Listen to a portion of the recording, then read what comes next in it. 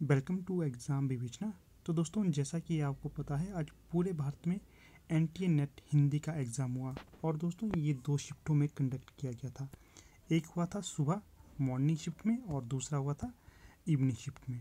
तो दोनों का जो जितने भी प्रश्न मुझे अब तक उपलब्ध हुए हैं, दोनों का अगर एनालाइज किया जाए तो प्रश्न पत्र का लेवल मॉडरेट लेवल का था। उतना हाई भी नहीं था और उतने नॉर्मल भी प्रश्न नहीं थे। जिन्होंने अच्छे से तैयारी की होती तो वो आसानी से यहाँ पर नेट जेआरएफ ले लेगा।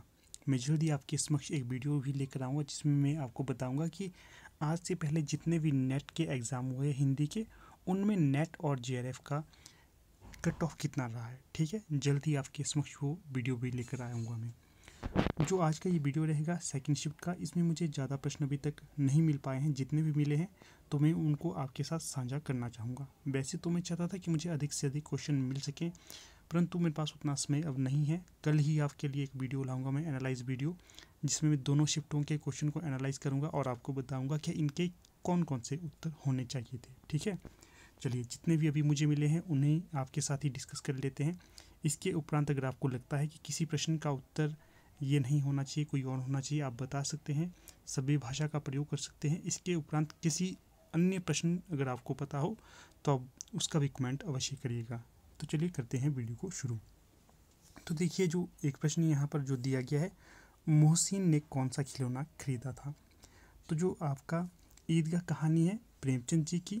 तो देखिए, यहाँ पर जो आपको तथ्य और भी बताऊंगा उनको भी ध्यान रखना है, क्योंकि ये भी आपके लिए एक तथ्य के तौर पर काम करते हैं। यहाँ से भी आपके भविष्य में प्रश्न बन सकते हैं। तो जो मोहसिन है, ये पात्र है ईदगाह कहानी से, और ईदगाह कहानी मुंशी प्रेमचंद की है। तो यहाँ पर पूछा था कि मोहसिन ने कौन सा खिलौना लिया था। तो जो मोहसिन था, इसके द्वारा भिश्ती खिलौना खरीदा गया था। अगर आपसे ये पूछा जाता कि हामिद के द्वारा क्या खरीदा गया था, तो हामिद के द्वारा चिमटा खरीदा गया था। फिर जो दूसरा प्रश्न था, इसमें पूछा गया था सर्वसुख लाल पात्र ने किस उपन्यास का आरंभ किया था, या किस उपन्यास का आरंभ सर्वसुख लाल नामक पात्र से होता है।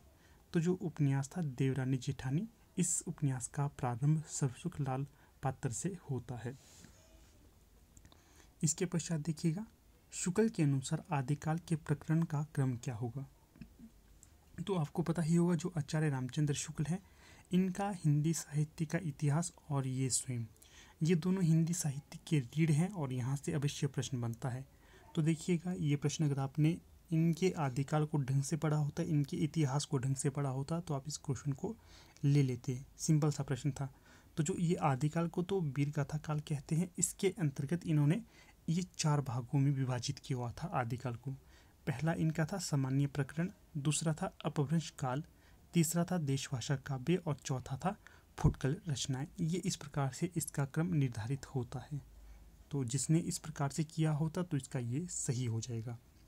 इसके पश्चात देखिए, चतुर्थ प्रश्न पूछा गया था कौन सा आर्य भाषा का शब्द नहीं है। शब्द और भी थे, परंतु यहाँ पर मैंने सीधे से लिया है कि जो तुर्की शब्द है ये आर्य भाषा से संबंधित नहीं होगा। इसी प्रकार से सुबह की शिफ्ट में भी एक प्रश्न पूछा गया था कि निम्न में से कौन सा शब्द आर्य भाषा से संबंधित नहीं होगा। तो वहाँ पर होना था अरबी, और यहाँ पर तुर्की है। तो काफ़ी से क्वेश्चन एक दूसरे से रिलेट करने वाले थे दोनों शिफ्टों में, ज़्यादा अंतर नहीं था। इसीलिए इन दोनों का मैं आपको जो स्तर बता रहा हूँ ये मॉडरेट है, ज़्यादा हाई नहीं होगा ये। इसके पश्चात देखिए, एक प्रश्न पूछा गया था कि उपन्यास का क्रम लगाइए। तो यहाँ पर मेरे समक्ष जो 3 उपन्यास उन्होंने दिए थे, तो इसमें जो देखिए पहला क्रम में आना था बाणभट्ट की आत्मकथा। इसका जो प्रकाशन वर्ष 1946 है। इसके पश्चात द्वितीय आएगा मैला आंचल, इसका प्रकाशन वर्ष कब का है, 1954 का। इसके पश्चात जो राग दरबारी है, इसका 1968 आता। इसके पश्चात जो चतुर्थ मुझे नहीं पता है, और ना ही उन्होंने बताया कि कौन सा चतुर्थ विकल्प था।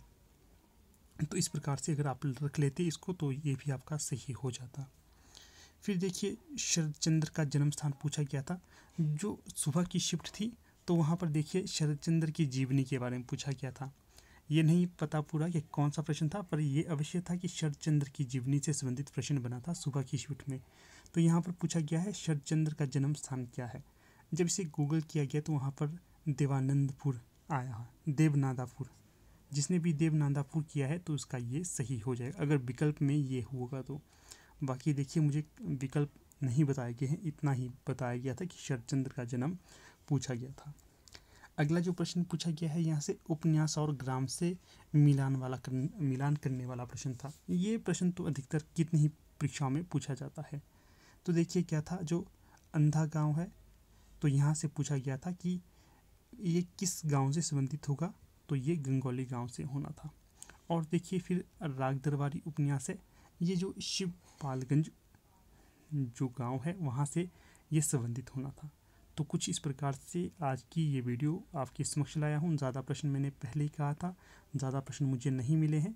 जैसे ही मुझे इसके उपरांत और प्रश्न मिलते हैं तो दोनों का मैं कंपाइल आपके समक्ष प्रस्तुत करूँगा, दोनों का स्तर भी बताऊँगा, तो दोनों के सही उत्तर देने की भी कोशिश मैं आपके समक्ष करूँगा। तो चलिए ठीक है, अब यहाँ पर वीडियो का समापन कर लेते हैं। धन्यवाद।